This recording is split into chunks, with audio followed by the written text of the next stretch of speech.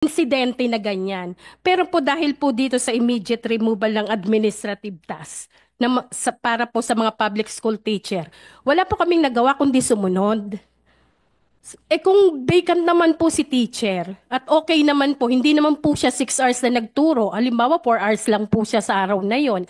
Eh ano naman po ba yung isang oras na ibibigay niya para doon sa floor, meron po kaming table doon na magkabilaan na nandun po si teacher. Sana, malaking tulong po yun eh. Wala po talaga kaming insidente. Especially kung recess time, ay meron man lang teacher. Kasi yung iba pong teacher ayaw na po nilang mag-stay pagka-recess sa room.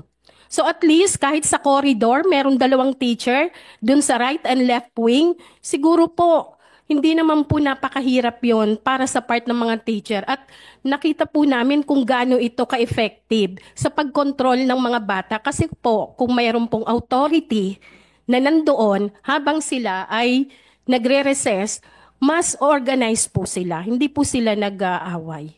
Gayon po sana po, ito pong immediate removal ng nung tinatawag ng administrative task. Okay lang naman po sa mga teacher eh, kaya lang po lahat na lang po ay gusto. Hindi po pwedeng turo lang si teacher.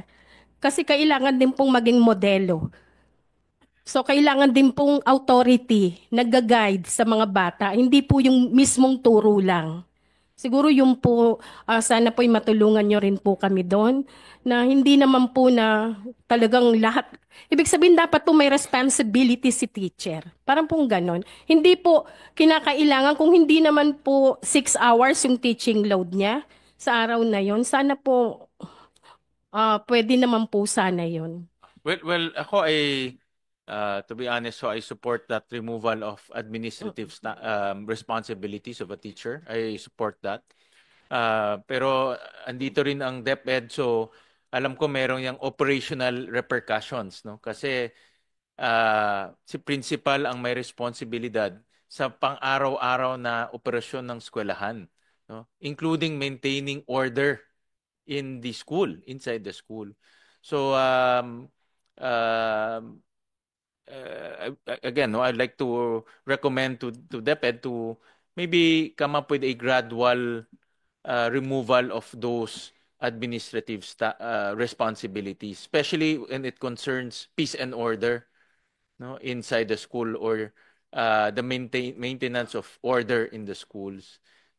Kasi nga, kagaya ng nasabi ni Dr. Romano, may impact yan doon sa kaayusan sa loob ng eskwelahan. No? So just review that as well. No? Part of our, ito namang ginagawa natin is to learn from actual experiences. No? And since nangyari to sa isa sa ating mga eskwelahan, out of the 45,000 schools, it's good to use this experience as a case study to improve. Alright? Kasama rin ho natin si Principal Dr. Marivic Francisco ng Bagong Silangan High School at Dr. Francisco, pinakita ko kanina bago kayo dumating yung incident of bullying inside your school, no? Yes, Nagkaroon ng sabunutan, no? yes, At binilang namin kasi kanina yung number of students na kumukuha ng video. Kasi ngayon, with technology, napakadaling kumuha ng video, napakadaling mag-upload rin.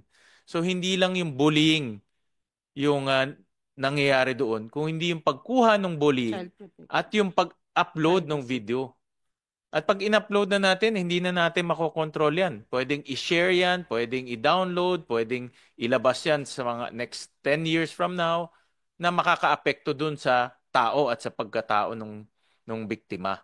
No? So I would like to also ask si Dr. Francisco, same question, ano ba yung nangyari doon sa incident na yon? At number two, ano ba yung inyong ginawa para mahinto yun? At ano rin ang dapat gawin para hindi mangyari yan? Para, again, no, we're doing this as a case study para malaman natin na ano ba yung dapat natin gawin based on your experience as a principal. Yun.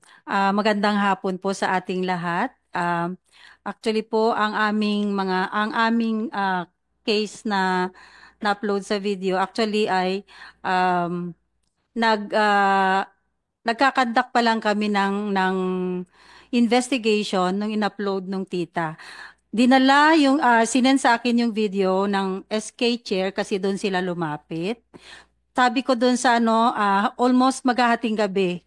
Tapos sabi ko doon sa SK chair, tayo lang ito, kagawad, sabi ko sa kanya, wag muna i-share kahit kanino kasi titignan namin kung sino yung mga involved.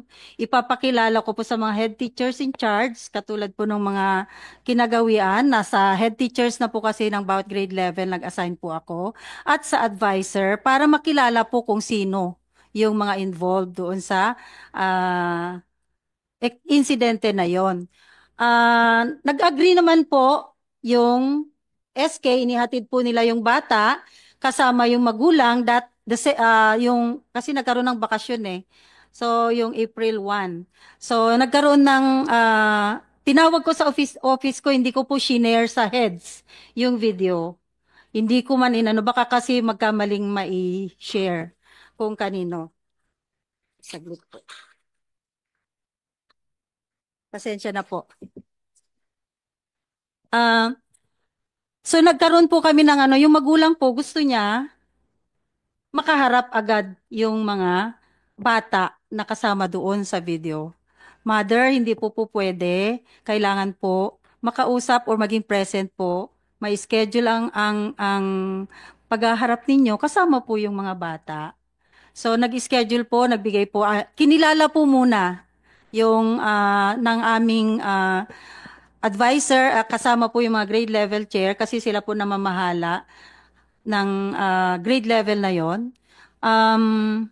Sabi po nung magulang, baka po pwedeng makaharap ko na yung mga nanakit kasi syempre natural na nakita yung video, masama po naman kahit po ako. Sabi ko sa magulang, ako rin po kahit po ako ang makakita niyan, masama po talaga ang pakiramdam ko na ginanon po yung anak ko. Pero para po mapakinggan po natin yung kwento rin ng mga iba, kung ano po yung side nila, kailangan po nandyan yung magulang nila. Hindi po namin sila ipapakausap sa inyo. Magtatawag po kami ng magulang.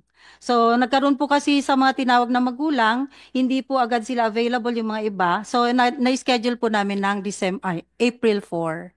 April 3, in-upload po ng tita nung bata yung incident. Tita po yung nag-upload. Hindi ko po alam kung kasi ayaw niya pong i-down nung time na yon. Kinausap po siya ng aming guidance, actually head teacher po siya pero hindi po guidance counselor talaga si ma'am.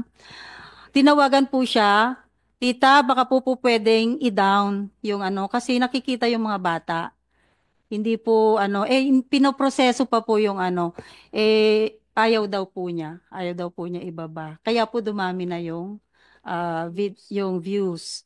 Then nung April 4, doon po ginanap yung pagdinig. Actually, ang officer in charge ko po kasi si Sir, kasi naka-schedule po ako na umuwi ng aming probinsya para po kausapin ko yung father ko dahil meron po kaming sitwasyon na medyo malala. Tapos, dumating din po yung aming PSDS in charge para po tumayo kasama po ng aking officer in charge at saka si ma'am, ang aming vice chair ng CPC. So, nagkausap naman po, yung magulang mismo ang kasama po namin sa pag-uusap, yung nanay. Ang nag-upload po ay yung tita. Ang sabi po ng tita, ano sabi ng tita, ma'am? Ang sabi po ng tita nung tinawagan po ni ma'am ay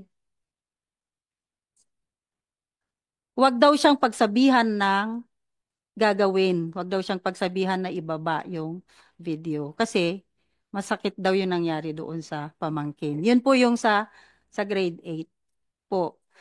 Opo. So, nung nagtapos po yung nag-agree po kung ano yung mga gagawin. Kasi yung nanay po yun yung nanay po ang kasama namin. Hindi po kasama yung tita. Nung nag-agree po kung anong gagawin, ito po yung gagawin natin na proseso. So nakalagay po doon yung mga activities na ipapagawa sa mga bata. Magkakaroon po sila ng community service, mag-a-assist po sila. Kasi ngayon lang po